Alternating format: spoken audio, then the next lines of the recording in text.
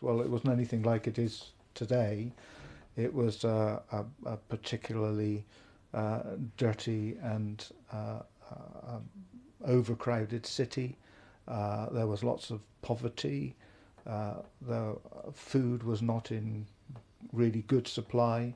There were riots in the streets in the 1830s, and combined that with outbreaks of disease because of the filthy conditions in the city, caused all sorts of problems and difficulties. And the big social problem of the day in Bristol was the fact that many parents, many mums and dads died as a result of serious disease, leaving children, uh, and no one knew who was going to care for these children. So there were many children on the streets of Bristol at those times. And many children, of course, died as well as a result of diseases.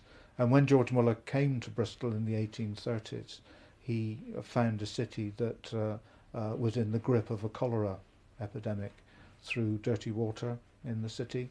And many, many, many people died in Bristol during those times, but left many, many orphan children. And he prayed that God would send somebody to care for the orphan children. And that's always a dangerous prayer to pray, because as soon as we pray, Lord, would you send somebody, God often says, well, I have, it's you.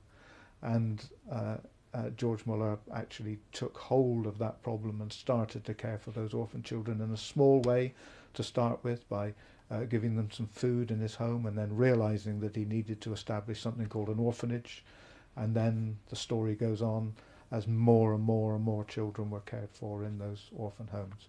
But it was an awful place, and throughout the 19th century there were all sorts of developments, improvements in medical science, improvements in life expectancy, in the improvements in cleanliness and knowledge about these things that meant that by the end of the century, Bristol was a very different place than it was in the 1830s when he came.